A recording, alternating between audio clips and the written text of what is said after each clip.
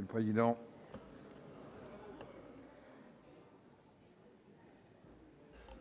Monsieur le Président, Monsieur le Premier ministre, Mesdames et Messieurs les ministres, mes chers collègues, la France est le plus révolutionnaire des pays conservateurs. Et la crise politique et sociale qui nous guette depuis 30 ans est arrivée. Cette colère, tous autant que nous sommes, nous l'avions sentie venir. Dans nos campagnes, dans nos quartiers, dans nos territoires. Et pourtant, année après année, nous n'avons pas su relever le défi. Par lâcheté peut-être, par faiblesse sûrement, par renoncement, c'est certain. Nous n'avons pas réformé alors que tous les autres autour de nous réformaient. Et en punition, nous avons eu le pire des deux mondes, plus de dépenses publiques et moins de services publics, plus de dettes et moins de justice, plus de mots et moins d'actes. Les événements nous mettent au pied du mur.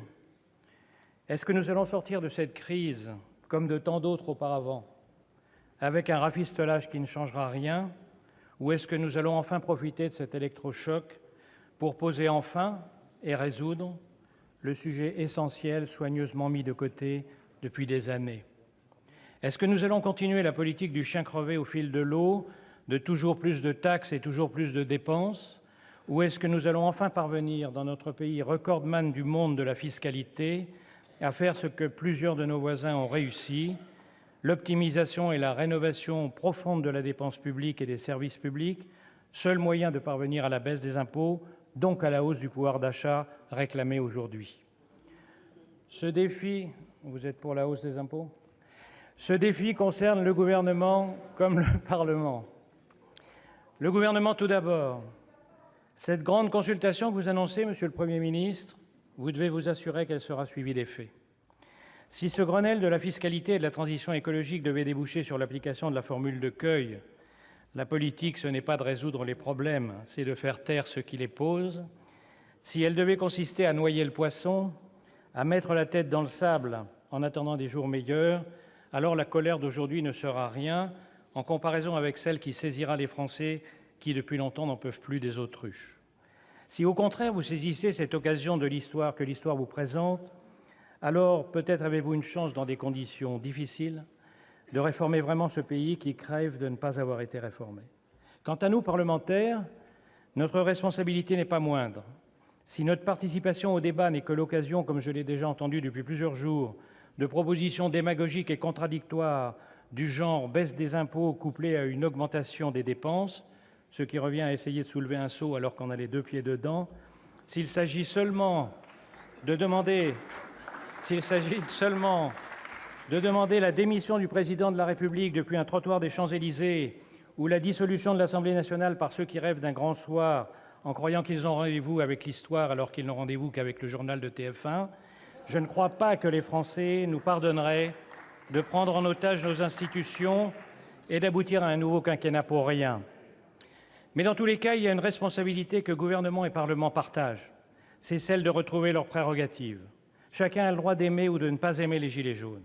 Chacun a le droit de soutenir leurs revendications ou de les trouver confuses et irréalisables. Chacun a le droit de penser qu'on peut bloquer les routes ou, comme c'est mon cas, d'être allergique aux atteintes à la liberté d'aller et venir. Mais à la fin des fins, dans une démocratie représentative, la loi se fait au Parlement et pas sur les ronds-points. Pour les mêmes raisons que dans une démocratie, il est préférable de mettre des bulletins dans des urnes que des pierres dans les vitrines. Pourquoi est-ce que je dis ça ? Parce que je voudrais que dans cet hémicycle, nous nous interrogions avec gravité, mes chers collègues, sur le fait que l'une des premières revendications du mouvement actuel, nous l'avons tous entendu, c'était la suppression du Sénat. Est-ce que nous avons, nous, ici, nous taire là-dessus ? Est-ce que nous ne voyons pas ce que ça signifie ? La réalité, c'est que nous sommes pris entre deux feux. D'un côté, un président de la République qui, dans son obsession de la verticalité, a cru qu'il pouvait enjamber les corps intermédiaires, les parlementaires, les élus locaux, et qui se retrouve aujourd'hui logiquement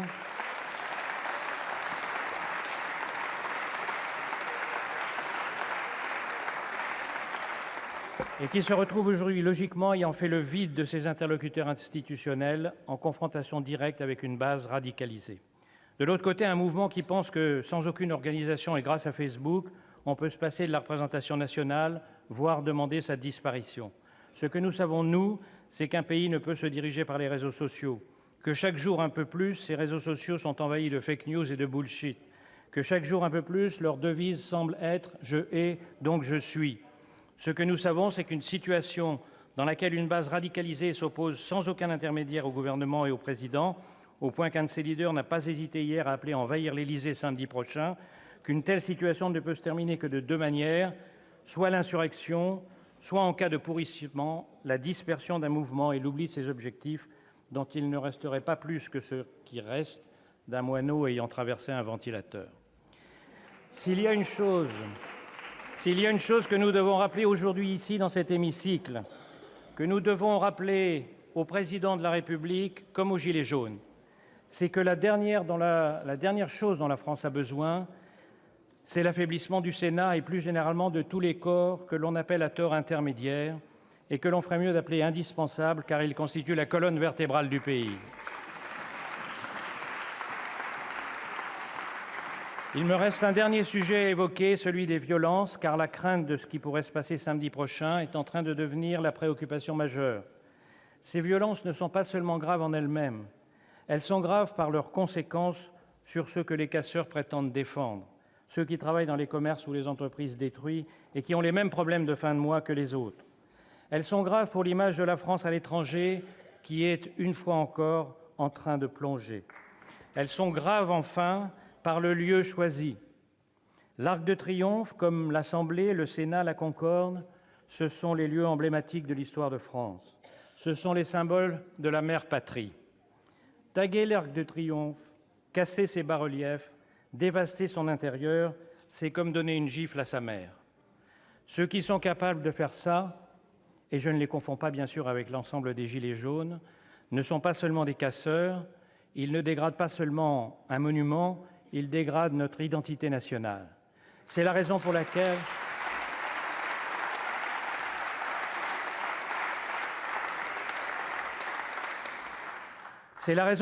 appeler à une nouvelle manifestation à Paris samedi dans les mêmes conditions d'impréparation et d'irresponsabilité que celle de samedi dernier, c'est prendre une lourde responsabilité. Il y aura en face des manifestants ceux qui sont eux aussi le rempart de notre identité nationale et de notre sécurité. Les forces de l'ordre, dont je voudrais à mon tour saluer, après le Premier ministre, saluer le courage dans des circonstances particulièrement difficiles, alors même qu'elles sont depuis 3 ans constamment sur la brèche dans la lutte contre le terrorisme.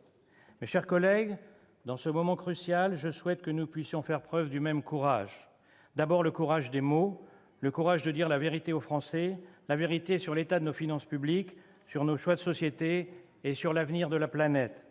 Ensuite, le courage des actes, celui de prendre les décisions difficiles dont le pays et les Français ont besoin. C'est notre mission aujourd'hui. Je vous remercie.